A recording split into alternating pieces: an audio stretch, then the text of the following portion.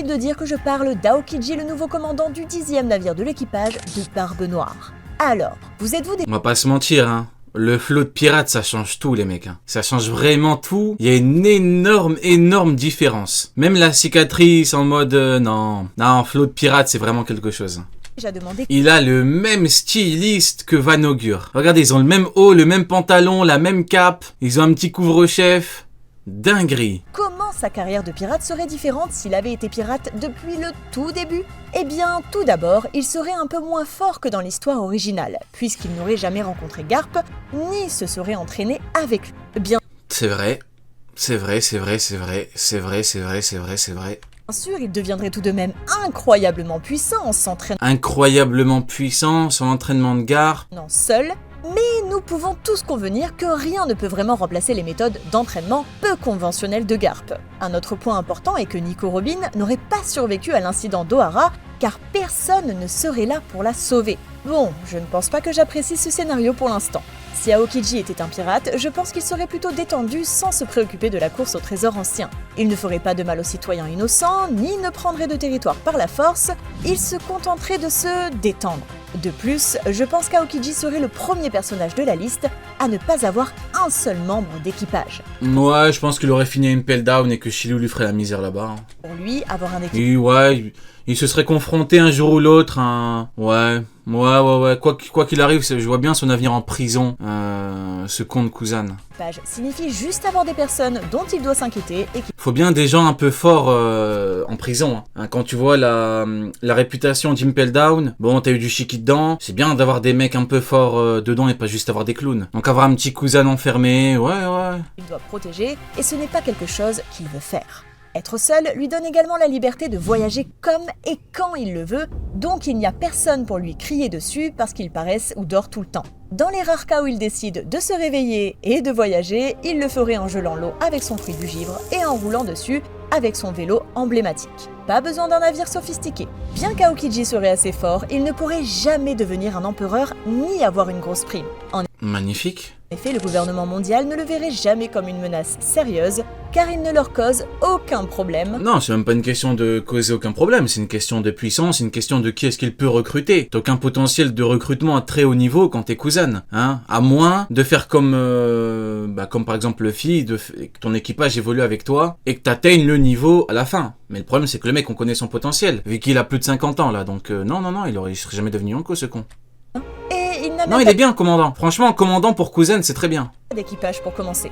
En raison de son absence d'objectif et d'équipage, après quelques années, je peux tout à fait le voir rejoindre l'équipage d'un autre pirate, comme il l'a fait dans l'histoire originale. Je te jure, Magellan, c'est pas un pirate s'il fait rien, je te jure, c'est vrai. Du coup, c'est pas un pirate, quoi.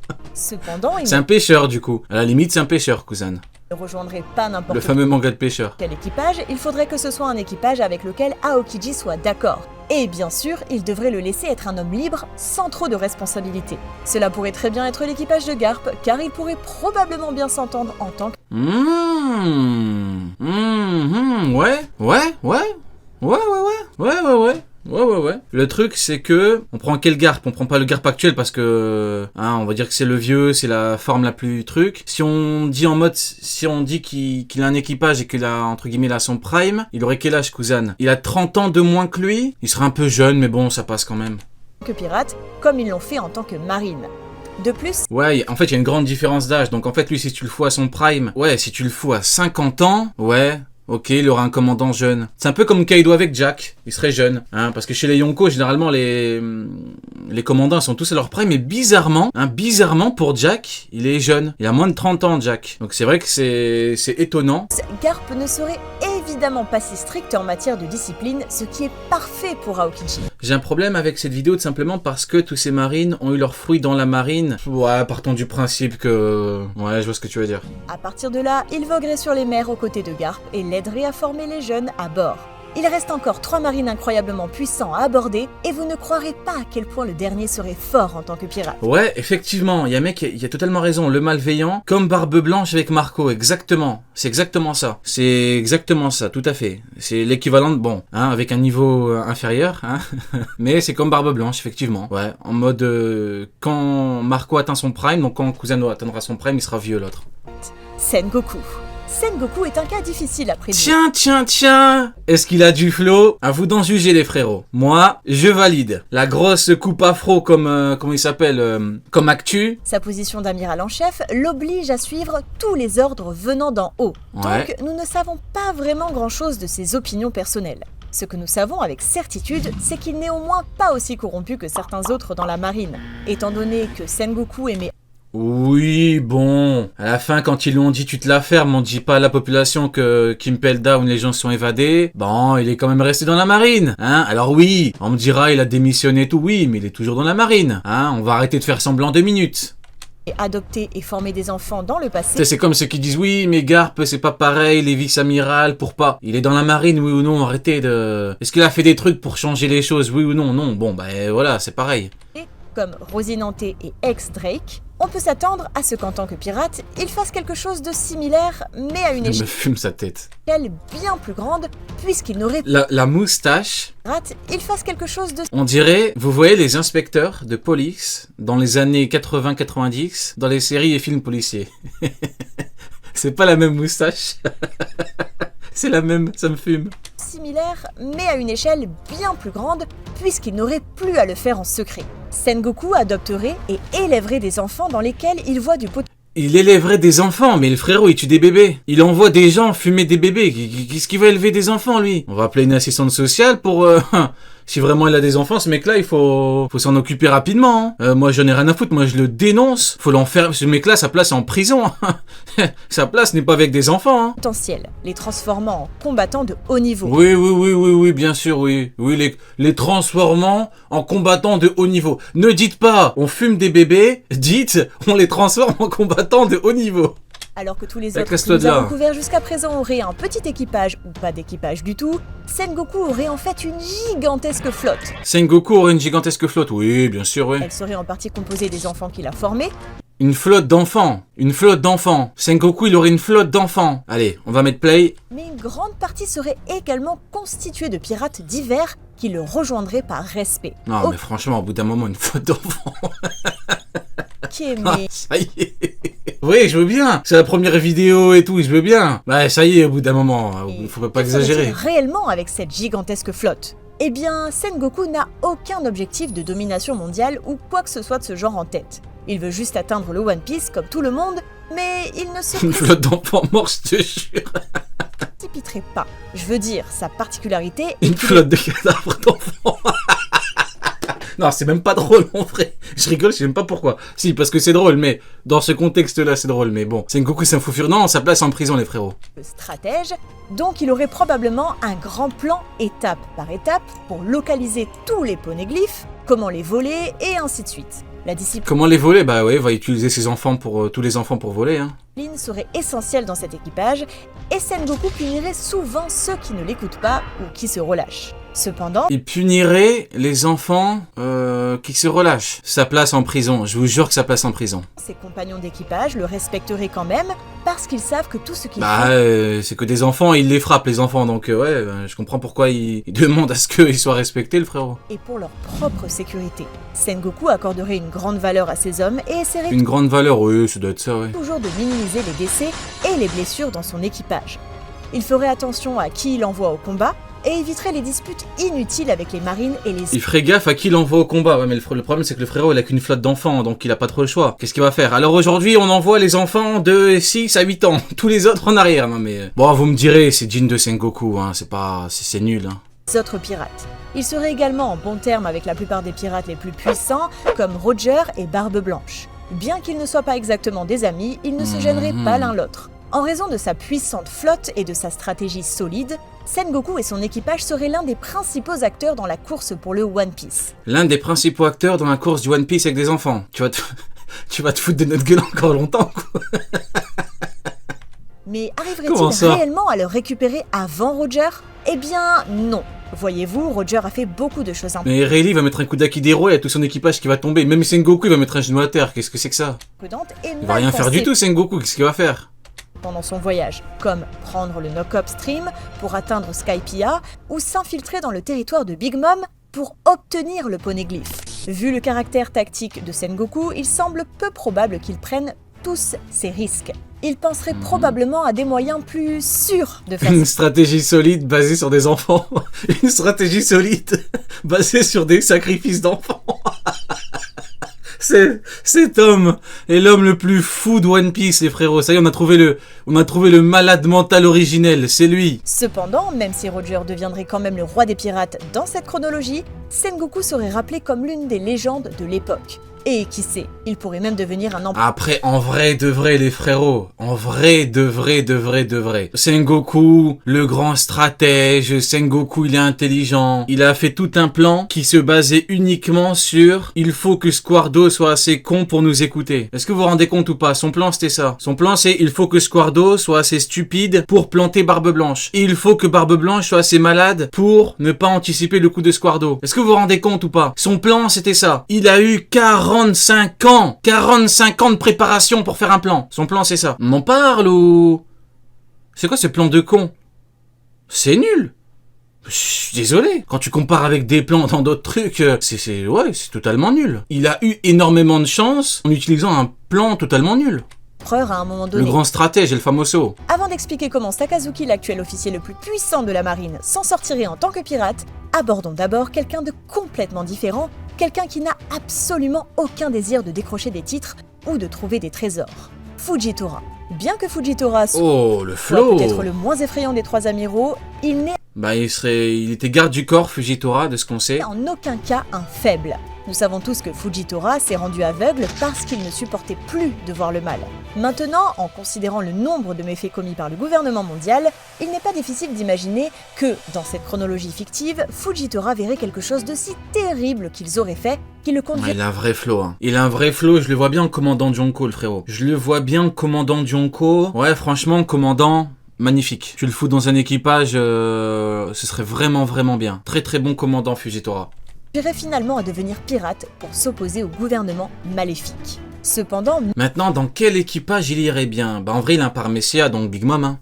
Big Mom, tu dégages Smoothie, tu mets Fujitora, et ça fait un petit peu comme King et Queen. Tu peux faire même une petite relation comme ça, King et Queen. Non, quoique, c'est un truc familial, Big Mom. Mais ouais, en deuxième commandant, en fait, c'est simple, hein. Kuzan, qui est le commandant chez Barbe Noire? Deuxième commandant. Bon, Fujitora, deuxième commandant, ça passe, hein. En plus, regardez, Fujitora, c'est quoi qui le caractérise? Il est aveugle. Il a besoin d'un bon HDO. Qui a brillé par son HDO? Katakuri. Hop, 2 commandants HDO. Tout comme tu prends l'équipage de Kaido, t'as 2 Zoan. Ouais, 2 mecs avec un bon HDO.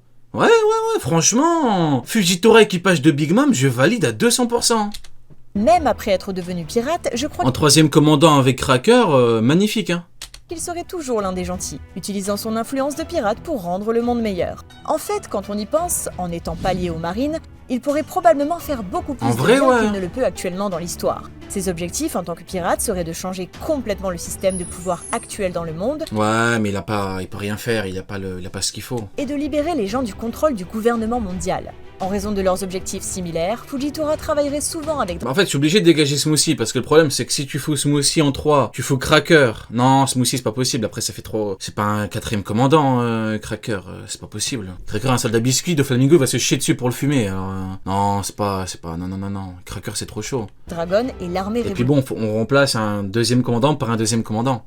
On va pas foutre Smoothie en 3. Devenant l'un de leurs plus grands alliés. Quand il ne les aide pas, cependant, il voguerait autour de la Grand Line, libérant des îles contrôlées par des gens maléfiques et les protégeant des pirates. Il offrirait à ces gens la chance de rejoindre son équipage, leur accordant sa protection tant qu'il resterait avec lui, un peu comme le fait Shanks avec ses alliés plus faibles. Fujitora donnerait la majorité de l'argent qu'il prend aux autres pirates, aux îles qui en ont le plus besoin. Oui, bien sûr. Le monsieur qui a accumulé des dettes stratosphériques au casino, il va prendre de l'argent pour les donner aux démunis. Oui, bien sûr, oui. Un pirate évidemment, oui. Respecté et admiré. Et enfin, parlons du personnage que vous attendiez tous. Frérot, il va aller au casino et il va tout dépenser. L'actuel amiral en chef. Non, on dirait avec... le gros torse. On dirait Oda avec Fujitora, vous voyez, il a fait le stéréotype du japonais quarantenaire, cinquantenaire, qui a des dettes de jeu parce qu'il joue trop au casino. Vous voyez, on dirait... c'est ce qu'il a fait. On dirait c'est ce qu'il a fait avec Fujitora. Ouais, au Japon, c'est connu. Il y en a beaucoup qui jouent énormément au casino et qui se ruinent là-bas. Voilà, donc on dirait que c'est ce qu'Oda a fait. Le pirate Akainu serait certainement lui. Attends, on dirait les amiraux, mine de rien, ouais, il y a beaucoup de... Aramaki, c'est le stéréotype du japonais bien raciste. Et ouais, je vous jure, c'est ça. Ouais, ouais, Akainu, c'est le stéréotype du japonais qui... Vous voyez, il a 50 ans, mais dans sa tête, il a encore 20 ans, il roule encore en moto. Hein, Tokyo, il fait des vroom vroom. Il veut pas évoluer, le frérot. Il veut pas fonder de famille, il veut pas, non. Dans sa tête, il a encore 20 ans, c'est encore un yakuza. C'est fini, les années 80. Faut avancer un petit peu, messieurs. Donc ouais, on dirait que c'est ça. C'est un truc de fou. L'un des pires pirates, peut-être même le pire. Il est déjà assez violent en tant que marine, alors imaginez à quel point il serait problématique s'il n'avait aucun ordre à suivre. Maintenant, combiner sa personnalité instable avec le fruit du... Non, il est frustré. Akainu, c'est typiquement, ouais, c'est le japonais frustré qui a pas su avancer avec le temps. Et donc, il en peut plus. Vous voyez ce que je veux dire? Donc, il est entre tradition et modernité. Akainu, il est entre les deux. Donc, du coup, il est frustré de ouf. Super destructeur, et vous obtenez un véritable monstre de pirate. Akainu commanderait un énorme navire pirate avec un grand équipage sous ses ordres. D'après son caractère, il ne considérerait pas ses compagnons d'équipage comme des amis, mais plutôt comme des pions à utiliser pour ses propres fins, allant même jusqu'à tuer ses propres hommes s'il faisait quelque chose pour lui défendre. C'est vrai, ouais, mais en fait, tu peux pas avancer avec ce genre de caractère. Xebec, c'est le seul qui serait éventuellement dans ce truc-là, mais Xebec, ça a été dit qu'ils s'entretuaient entre eux, mais est-ce que Xebec, c'est le genre de mec qui pouvait fumer un mec de son équipage parce qu'il avait énervé? On sait pas encore. Mais tu peux pas avancer. Tu vas pas aller loin avec ce genre de mentalité de merde. Déplaire. Les alliances avec d'autres pirates seraient... Tu peux pas, le mec, t'as pas envie de le suivre. L'équipage de Luffy, ils sont forts, pourquoi? Parce que ils ont envie de se donner à 200% pour lui, hein. Au bout d'un moment, est-ce que t'as envie de te donner à 200% pour un mec qui peut te fumer parce que parce que son thé est froid? Bah non, voilà. Complètement hors de question, car Akainu préférerait mourir en combattant plutôt... Et là, tu vis dans la peur, tu te chies dessus, non. ...que de s'allier à un autre pirate. Comme tous les pirates puissants, Akainu contrôlerait de nombreux territoires qui lui verseraient d'importantes sommes d'argent tous les mois en échange de sa protection. Il serait l'un des capitaines pirates les plus redoutés dans le Nouveau Monde, anéantissant les petits équipages pirates qu'il rencontrerait ou les épargnant s'ils acceptaient de le servir.